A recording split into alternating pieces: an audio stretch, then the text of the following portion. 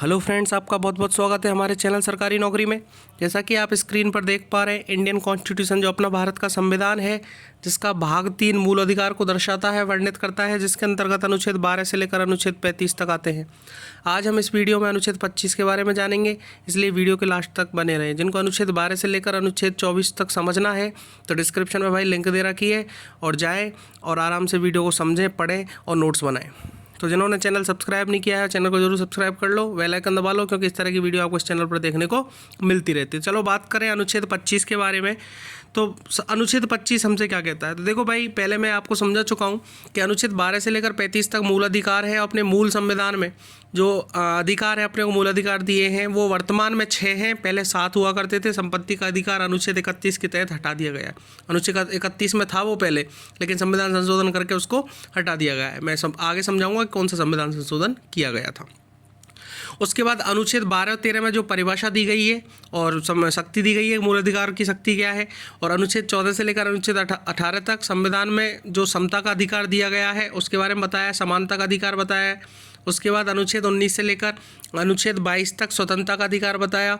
अनुच्छेद 23 और 24 है आपके शोषण के विरुद्ध अधिकार, और अनुच्छेद 25 से लेकर अनुच्छेद 28 तक आपको मिलता है धर्म की स्वतंत्रता का अधिकार। मैं दोबारा रिपीट कर रहा हूँ, अनुच्छेद 25 से लेकर 25, 26, 27 और 28 ये है धर्म की स्वतंत्रता का अधिकार। तो हम पहले इस वीडियो में अनुच्छेद 25 के बारे में समझेंगे, उसके बाद 26, 27, 28 नेक्स्ट वीडियो में समझेंगे।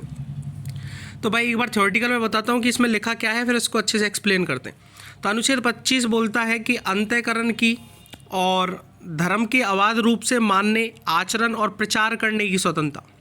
ठीक है ना। तो पहला पॉइंट क्या बोलता है कि लोक व्यवस्था, सदाचार और स्वास्थ्य तथा इस भाग के अन्य उपबंधों के अधीन रहते हुए सभी व्यक्तियों को अंतःकरण की स्वतंत्रता का और धर्म को अबाध रूप से मानने, आचरण करने और प्रचार करने का हक होगा।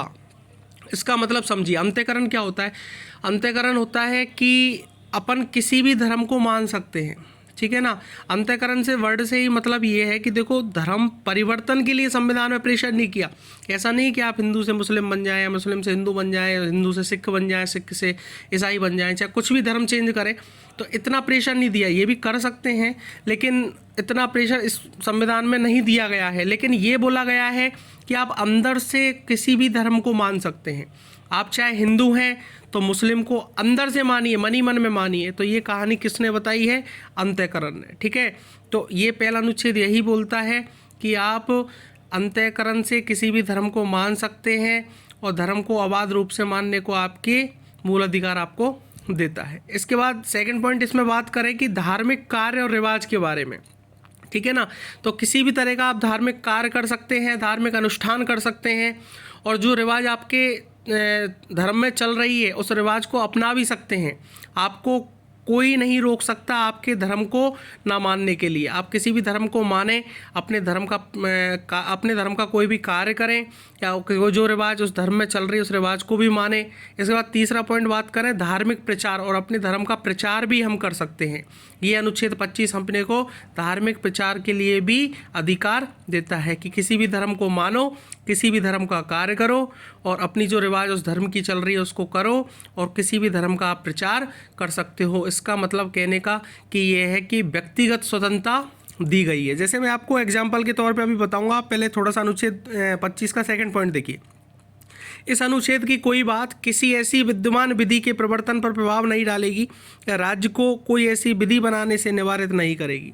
देखो, धार्मिक आचरण से संबंध किसी आर्थिक, वित्तीय, राजनीतिक या अन्य लौकिक क्रियाकलाप का विनियमन और या निर्बंधन करती है। ठीक है। सेकंड पॉइंट है सामाजिक कल्याण और सुधार के लिए या सार्वजनिक प्रकार की हिंदुओं की धार्मिक संस्थाओं को हिंदुओं के सभी वर्गों और अनुभागों को खोलने का उपबंध करती है।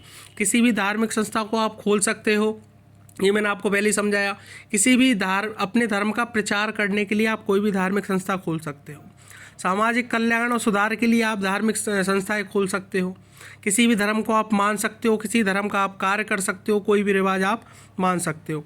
जैसे एग्जाम्पल के तौर पे आपको बताऊं कि स्पष्टीकरण फर्स्ट में लिखा गया है कि कृपान धारण करना, लेकर चलना सिख धर्म के मानने का अंग समझा जाएगा। सिख धर्म में क्या होता है कि 5 चीज़ें जरूरी होती है, 5 चीज़ें वो धारण करना जरूरी होता है। केश, कंघा, कृपाण, कच्छा और कड़ा। ये 4-5 चीज़ें आपको बताई हैं कि सिख धर्म में रखना जरूरी होता है। तो इसलिए यदि कोई कृपान धारण करता है, कहने का मतलब कोई तलवार रखता है, तो सिख धर्म में बिल्कुल अलाउ है। कोई विदेश में भी यदि सिख धर्म का व्यक्ति जाएगा तो वहाँ पर भी ये अलाउ होता है, क्योंकि भारतीय संविधान में ये साफ साफ लिखा हुआ है, इससे आपको रोक नहीं सकते। जैसे मुस्लिम धर्म में अपन बात करें हिजाब की या कोई और चीज़ की बात करें, तो इस तरह से हिजाब रखना करना ये सब मुस्लिम धर्म में है, बिल्कुल रख सकते हैं, स्वेच्छा से, अपनी इच्छा है उनकी, ठीक है। जैसे आपको बताऊं हिंदू धर्म में किसकी बात करें, सिंदूर की, सिंदूर लगाना जरूरी होता है, तो सिंदूर लगाते हैं महिलाएं, ठीक है ना। सिंदूर की कहानी मैं आपको समझाऊं तो ये बहुत अच्छी कहानी है कि जब हनुमान जी सीता जी से मिलने गए थे अशोक वाटिका लंका में, तो उस टाइम जो सीता मैया है वो क्या कर रही थी, एक सिंदूर लगा रही थी नीचे से ऊपर तक। तो हनुमान जी ने सीता माँ से पूछा कि भाई ये सिंदूर ऐसे क्यों लगा रहे हो, तो सीता माता ने कहा कि इस सिंदूर को लगाने से राम जी की उम्र बढ़ती है, मतलब अपने पति की उम्र बढ़ती है। तो हनुमान जी कहीं बाहर गए और उन्होंने क्या समझा कि पूरा सिंदूर लगाने से राम जी की उम्र बढ़ती है, तो उन्होंने पूरे शरीर पर सिंदूर लगा लिया और सीता माता के सामने आए। और सीता माता के सामने आने के बाद में फिर क्या बोला कि अब तो राम जी की बहुत उम्र बढ़ जाएगी, अजर हो जाएंगे, अमर हो जाएंगे। तो सीता माता हंसी और उन्होंने कहा कि नहीं, पत्नी लगाएगी तभी पति की उम्र बढ़ेगी। तो उसी टाइम से सीता माता ने आशीर्वाद भी दिया हनुमान जी को कि जो आप पे सिंदूर चढ़ाएगा सच्चे मन से उनकी मनोकामनाएं पूरी होंगी। तो इस तरह से सिंदूर का हिंदू जो रिवाज है उसमें प्रचलन है, तो सिंदूर भी आप लगा सकते हो। मैंने थोड़ा सा एग्जाम्पल से आपको इसको समझाया। तो हिजाब मुस्लिम का है, सिख में आपको पता है केस, कंघा, कृपाण, कच्चा कड़ाई सब कुछ अनिवार्य होता है। तो धर्म आप कोई भी मान सकते हो, ठीक है ना।